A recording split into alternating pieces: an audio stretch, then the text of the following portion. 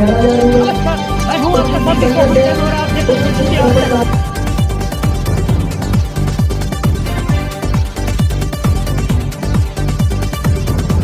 मैं हूं आपका साथी सोहन सेन और आप देख रहे हैं न्यूज इंडिया स्टार। आज हम कोटा राजस्थान आए हुए हैं और यहाँ पे देख सकते हैं भैरवलाल कालाबादल की आज 108वीं जन्म जयंती के अवसर पर है लेके चलते हैं। इस प्रकार से कार्यक्रम बनाएंगे। जो कालाबादल है स्वर्ण पसेरानी और जो आदिवासी समाज के मीणा समाज के जो मसीहा कहे जाते हैं उनके योगदान के बारे में आप क्या जानते हैं? भारतीय जो संभाग है उसमें भैरवलाल जी कालाबादल ने सबसे पहले जो स्वतंत्रता सेनानी भी रहे हैं और समाज के सुधार के क्षेत्र में इतना बढ़िया उनका योगदान रहा है सभी क्षेत्रों में, विशेषकर शैक्षणिक में।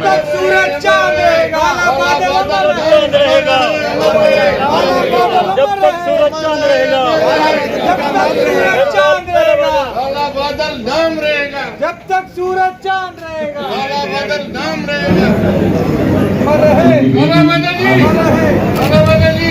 आप सभी से निवेदन है कि हमारे उप महापौर माननीय श्री पवन जी मीणा साहब का स्वागत करें। बादल अमर रहे, काला बादल अमर रहे, अमर रहे, अमर रहे, काला बादल अमर रहे, अमर रहे, अमर रहे। जब तक सूरज चांद रहेगा, काला बादल नाम रहेगा, जब तक सूरज चांद रहेगा, काला बादल नाम रहेगा।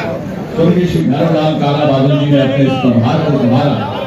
आदरणीय ओम प्रकाश जी बेड़ा साहब, हमारे मिनिस्टर साहब, जुएल साहब एवं राम भाई, मैं धन्यवाद करना चाहता हूँ कि उन्होंने आकर के हमारे समाज की हमारे इस कार्यक्रम को सफल बनाया।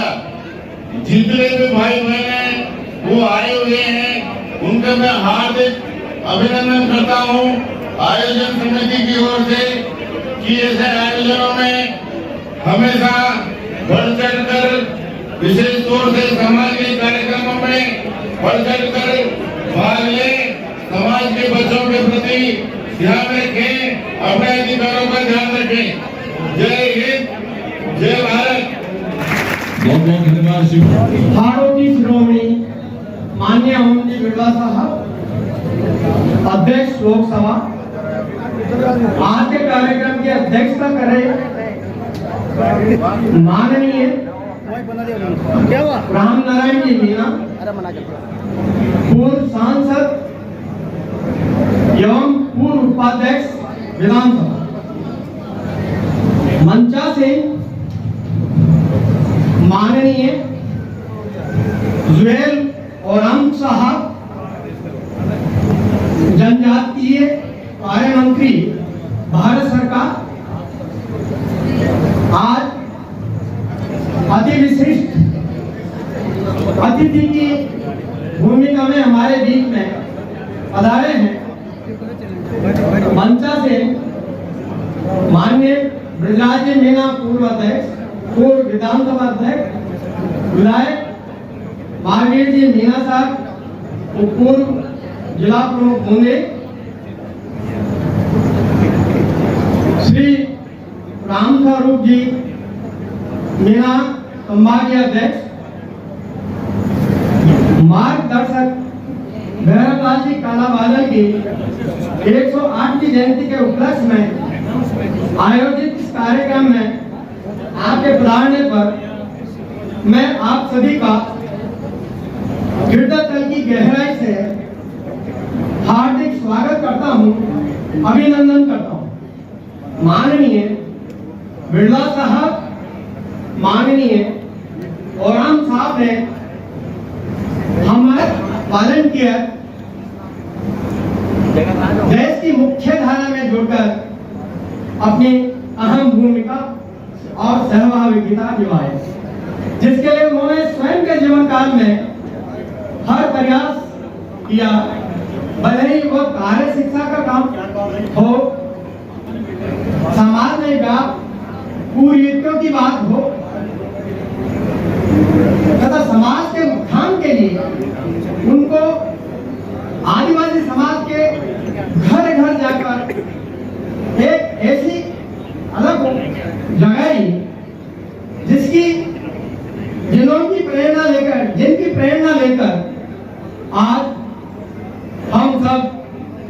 प्रगति के पर अग्रसर है।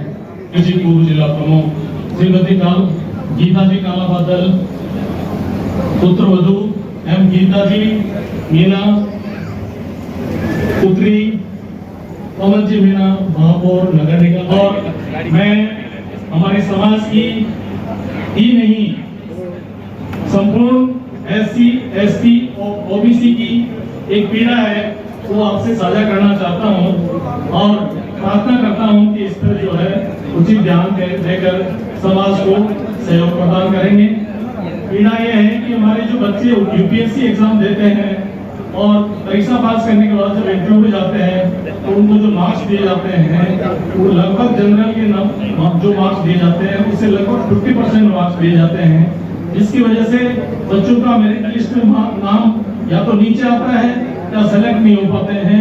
उसकी वजह से बच्चों में हीन भावना पैदा होती है, कई बच्चे डिप्रेशन के शिकार हो जाते हैं। मेरी आपसे करबद्ध प्रार्थना है कि इस भेदभाव को समाप्त करने का श्रम करें। बहुत बहुत धन्यवाद श्रम करते हैं और जिस तरह से है अपनी संकल्प निष्ठा का, तो निश्चित तौर पर हमारी भावनाओं को हम पहले समाज के बाद में पार्टी के, लेकिन मैं उसकी बात नहीं करूंगा।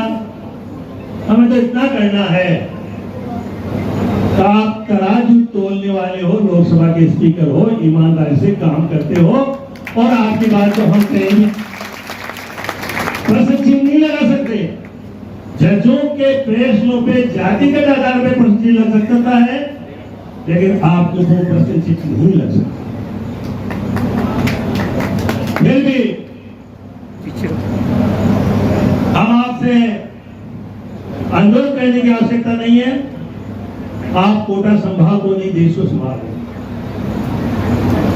हमारे संभाग में हमारे ओराव साहब विराजमान है, मान्य ओराव साहब पहला व्यक्ति नौकरी में शुल्क कास्ट का जाता था, आज 7 नंबर पे चला गया, 6 तक उनका कोई नाम नहीं है। आपके तबके की बात कर रहा हूं, आदिवासी समुदाय के व्यक्ति को 30 नंबर पे राजस्थान में नौकरी मिला करती थी, आज वो 9 या 11 नंबर पे चला गया। मैं आपको ऐसा ऑर्डर देता हूं, ऑर्डर बहुत है, मैं नहीं कहता उसमें कौन मुख्यमंत्री था राजस्थान का,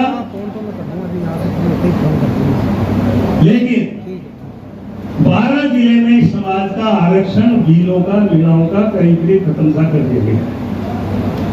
इसको कौन संभालेगा? जो राज करेंगे, हमने वोट दिया नहीं दिया, हमारा नेता वही होगा जो चुना जाएगा। आज में किस पार्टी का प्रश्न ये नहीं है, आदरणीय नरेंद्र मोदी हमारे देश के प्रधानमंत्री हैं, साहब हमारे जनजाति मंत्री है, माननीय बिरला जी हमारे लोकसभा के स्पीकर है, हमारे लिए बहुत गर्व की बात। और आप सब हमारे साथ क्यों? इस समाज ने पाई पाई को जोड़ करके कन्या छात्रावास बनाया है, जो बगल में बिल्डिंग खड़ी है। सब भाइयों ने पैसा दिया, हमारी बच्चियां पढ़ेगी, गरीब की बच्चियां पढ़ेगी।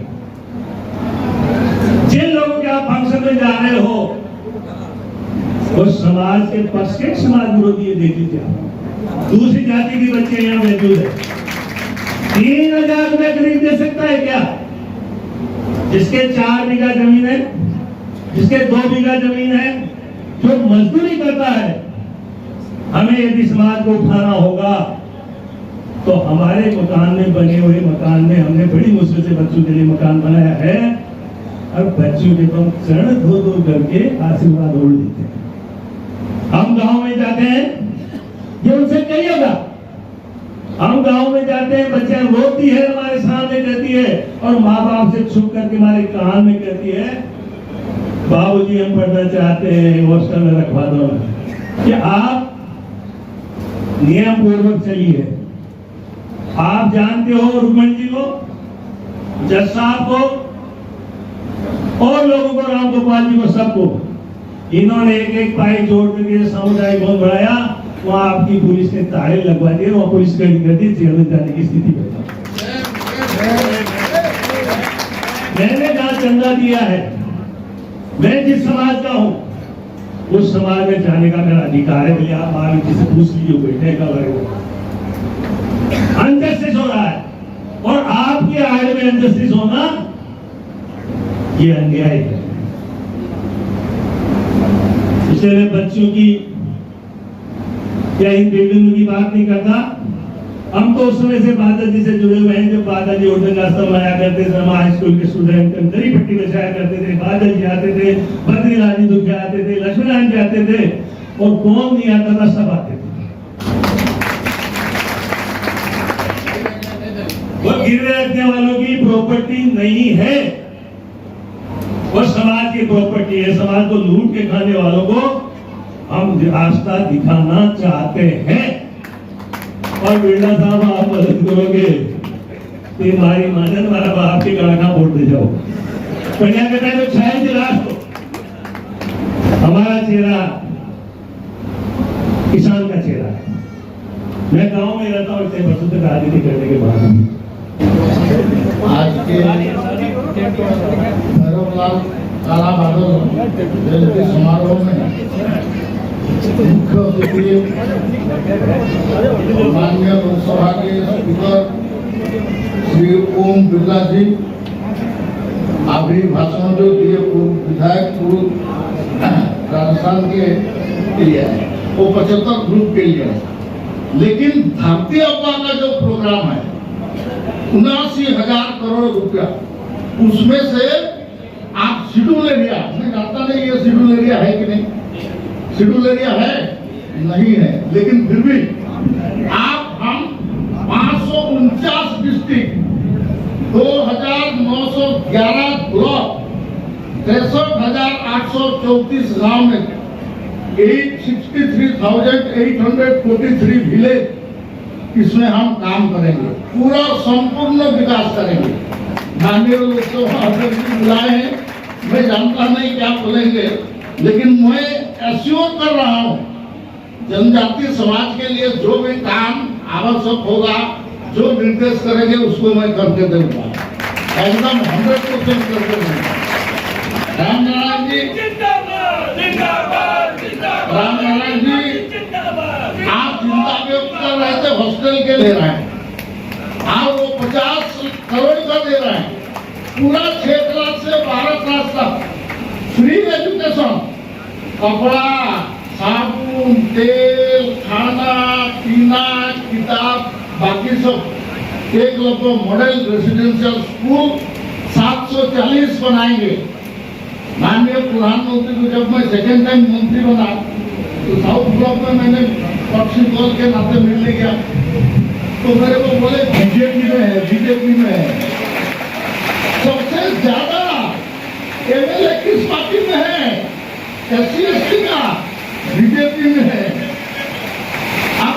आपका शहर का जो मेयर हो, आपका वार्ड काउंसिलर हो, या जिला पंचायत का जो होगा, अब फिर आऊंगा आपका बात और उद्घाटन करूंगा, आपका शिलान्यास करूंगा, उद्घाटन करूंगा, ये सब करके जाएंगे।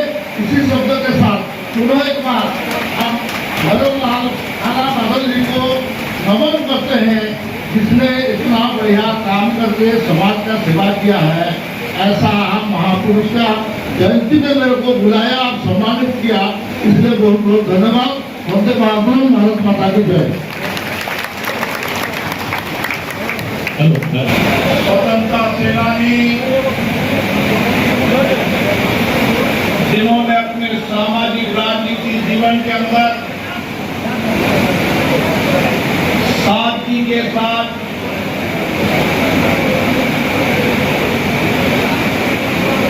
और एक गांव से निकलकर अभाव की जिंदगी जीने के बाद भी इस देश की आजादी की लड़ाई लड़ी। 1942 के अंदर जब राष्ट्रपिता महात्मा गांधी जी ने देश में आह्वान किया अंग्रेजों भारत छोड़ो, सारा देश महात्मा गांधी जी के आह्वान पर खड़ा हुआ। भैरोलाल जी काला बादल साहब भी जो कवि थे, साहित्यकार थे, लेखनी थे, लिखते थे, गांव से निकलकर उन्होंने अपनी कविताओं से, अपने लेखन से गांव-गांव में जाकर आजादी के आंदोलन की अलग जगाई और आंदोलन गांव के अंदर उस आजादी के आंदोलन में कविता से, गीत से, साहित्य से लोगों को सुनाकर पूरे इलाके के अंदर आजादी का आवाज गिराया। आजादी के आंदोलन में सत्याग्रह किया, अंग्रेजों ने राजद्रोह का मुकदमा लगाकर जेल डाला, लेकिन उन्होंने कभी हार नहीं मारी। वो लगातार संघर्ष करते रहे और आजादी प्राप्त हुई। और आजादी प्राप्त होने के बाद 1952 के अंदर जब पहली बार लोकतांत्रिक तरीके से चुनाव हुए, पहली बार विधायक बने, जनता ने उनको उस आंदोलन के कारण, स्वतंत्रता की लड़ाई के कारण उनको लोगों ने चुनकर भेजा। लगातार 3 बार विधायक रहे, हाईवे मंत्री रहे, लेकिन मैं जब भी उनसे मिलता था एक सादगी पर का जीवन, ईमानदारी का जीवन, तपस्वी जीवन हम सब ने देखा। मेरा भी उनसे बहुत नजदीक का संबंध था और जिस सादगी के साथ उन्होंने जिंदगी जी, इतने बड़े मंत्री होने के बाद भी वो जनमानस के लोकप्रिय हुए, जनमानस के नजदीक है। जैसे जोधाराम जी बता रहे थे, कई लोग विधायक बनने के बाद ज्ञापन भी नहीं लेते, लोगों से मिलते भी नहीं है। उनके लिए ज्ञापन ले लो, पीए को बता दो, लेकिन उन्होंने अपने कागज खुद ही लेते थे और खुद ही कलम से लिखते थे और खुद ही बातचीत करते थे। मोबाइल तो था नहीं, लेकिन चलते फिरते नेता थे जो आए, जिसको कागज दिया और फिरता रहा। ऐसे जननेता, लोकप्रिय नेता के जन्म जयंती पर हम आए हैं और इन महापुरुषों से, इन लोगों के व्यक्तित्व से हमको नई प्रेरणा मिलती है, नई दिशा मिलती है। आज साधन है, संसाधन है, उस समय अभाव में रहकर भी देश और राष्ट्र के लिए लड़ना, ये भैरोलाल जी काला बादल जी का जीवन हमको हमेशा दर्शन और जीवन दिशा देता है। आज हम यहाँ पर बैठे हैं, कुछ मित्रों ने कुछ बातें उठाई, विशेष रूप से जज साहब ने, हमारे हरिप्रकाश जी भी उसी विषय के लिए आए। आपकी बात जज साहब ने भी उठाई, एक ज्ञापन भी दिया यहाँ पर। ज्ञापन में इस छात्रावास के लिए कुछ निर्माण की बात भी गई। मैं मंत्री जी को धन्यवाद देता हूँ। जोगेराम जी भी इतने लोकप्रिय हैं, जब आप भारतीय जनता पार्टी को कोई जानता नहीं था तब नौकरी छोड़कर चुनाव लड़े और 6 बार सांसद, 2 बार मंत्री, 3 बार मंत्री, 2 बार एमएलए और विधानसभा के अंदर मुख्य सचेतक भी है, प्रतिपक्ष के नेता भी है। जब मैं उड़ीसा विधानसभा में गया तो उन्होंने कहा कि खुद ही मुख्य सचेतक, खुद ही प्रतिपक्ष के नेता, सारे पद इनके पास थे, लेकिन उस समय भी अपनी आवाज को बोलते गए, आवाज उठाते रहे जनभावना से। और आज भी राहुल किला ट्रेन से जाते हैं, जन सामान्य से मिलते हैं। उन्होंने कहा कि जनजाति क्षेत्र के अंदर धन की कोई कमी नहीं आने देंगे। जनजाति क्षेत्र के अंदर इस भवन के छात्रावास के लिए 1,70,00,000 रुपए की स्वीकृति हो चुकी है और धन की आवश्यकता होगी तो और धन उपलब्ध कराएंगे। इस कार्यकाल के अंदर चाहे बूंदी हो चाहे कोटा हो और आने वाले समय में हर तहसील के अंदर जनजाति बच्चों के लिए और बेटियों के लिए छात्रावास का निर्माण कराएंगे ताकि बेटे बेटी हम सबको भी गर्व होना चाहिए। हमारा बेटा बेटी कलकत्ता में जाए तो बेटा बेटी मिले, उड़ीसा में जाए तो बेटा बेटी मिले। देश में जहां भी जाता हूं समाज के लोग मिलते हैं लेकिन हाड़ौती के कम मिलते हैं। मिलते जरूर लेकिन हाड़ौती के कम मिलते हैं। मेरी बार बार ये पीड़ा रहती है, ये इलाका हमेशा बहुत सच बात का इलाका रहा है। मैंने पूछा एक दिन कि मैंने कहा क्या कारण है कि मुझे जब मिलता है कोई दौसा का मिल जाता है, सवाई माधोपुर का मिल जाता है, जयपुर ग्रामीण का मिल जाता है, मुश्किल से इनके दूसरे 4-5 लोग बहुत मुश्किल से कोई सेक्रेटरी लेवल के मिलते हैं। कोई बिहार में जाऊं तो वहां सेक्रेटरी मिल जाए, तमिलनाडु के अंदर भी अभी रिटायर्ड हो गए लेकिन सेक्रेटरी हमारे राजस्थान के थे और लोकप्रिय चीफ सेक्रेटरी थे। अभी बिहार में चीफ सेक्रेटरी मुझसे मिले आए कि वो भी लोकप्रिय चीफ सेक्रेटरी। हमारे मन में भी पीड़ा रहती है कि यहाँ का पढ़ने वाला बच्चा बेटी उसको पर्याप्त सुविधा मिले। और मैंने सोचा कि आखिर क्या कारण है, तो लोगों ने बताया कि कई इलाके के अंदर तो अभाव थे, कठिनाइयां थी, चुनौतियां थी, 2 टाइम की रोटी के लिए संघर्ष करना पड़ता था। यह हाड़ौती का ऐसा इलाका था यहाँ 2 टाइम की रोटी आदमी को मिलती थी तो गांव में अपना काम चला लेता। ये उसका कारण था। अब कुछ परिवर्तन आया है और परिवर्तन के लिए जो आवश्यकता है वो सब उपलब्ध करा दी जाएगी। हमारा सबका मत एक ही है, जनजाति के दूर दराज के गांव के अंदर अभाव में रहने वाला व्यक्ति भी शिक्षा के लिए उसके धन अभाव नहीं आना चाहिए।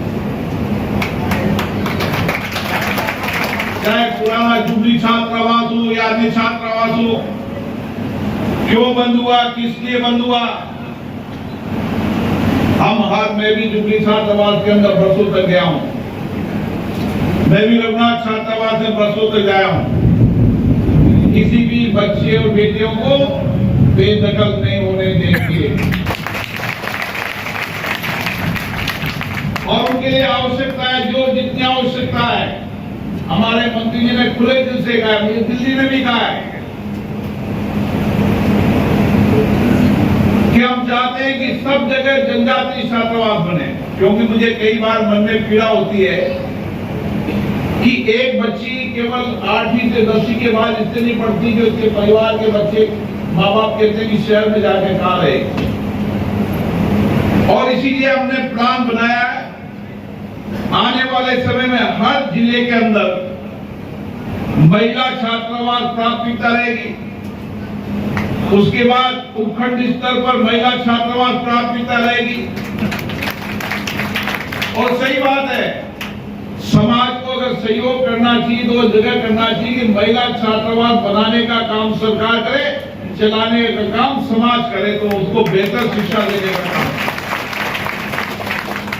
धन कहाँ खर्च होना चाहिए, आपकी पीड़ा को मैं समझता हूँ, ये आपको तय करना है कि धन कहाँ नियोजन होना चाहिए। लेकिन मेरा मानना है कि हम सबका एक ही लक्ष्य है कि समाज का जो वंचित है, जो अभाव में रहते हैं, उन बच्चों को अच्छी शिक्षा मिले, अच्छे संस्कार मिले, अच्छे विचार मिले। और ये समाज का बहुत बड़ा योगदान कृषि के क्षेत्र के अंदर, अन्य क्षेत्र के अंदर बहुत बड़ा योगदान इस सारे इलाके के अंदर है। हम आने वाले समय के अंदर इस सारे इलाके के अंदर जो गांव ढानी जहां अभी तक नहर का पानी नहीं पहुंचा है, उसको इलाके को सिंचित कराने की योजना बना रहे हैं ताकि गांव के अंदर और आमदनी हो। और उसी के साथ आने वाले समय के अंदर शिक्षा के महाविद्यालय और विद्यालय के साथ विशेष रूप से दूर दराज की हमारी बेटियों को पढ़ने के लिए छात्रावास का निर्माण हो। मैं निश्चित रूप से मैंने राज्य सरकार से जिले स्तर पर हमारी योजना बन चुकी है। अब आने वाले समय में हमारी योजना है कि एसडीओ स्तर पर भी महिला बच्चियों के छात्रावास बने जाए, ताकि हमारी बच्चियां पढ़कर देश नेतृत्व करके आज दुनिया में हमारी ताकत बढ़ी है। देश के अलग अलग इलाकों में महिलाएं हर क्षेत्र में नेतृत्व कर रही है, चाहे सीमा पर हो, चाहे खेत कल्याण में हो, चाहे इंजीनियरिंग में हो, चाहे मेडिकल कॉलेज में हो। निश्चित रूप से ये प्रयास करेंगे और आने वाले समय के अंदर जो आपकी अपेक्षा आकांक्षा है उसको पूरा करने का प्रयास करेंगे। आप सभी को बहुत बहुत धन्यवाद।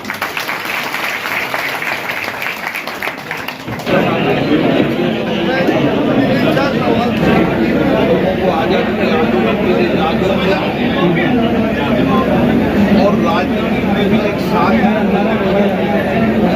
विधायक मंत्री बनने के बाद सेवा करने का काम उनका जीवन हम सबके लिए बड़ा आइटम का इंटरवेंशन होगा। ये आज तक नीचे कर यार मकान ये सब काम होगा, स्कूल कॉलेज हॉस्टल मेडिकल ये सब होगा।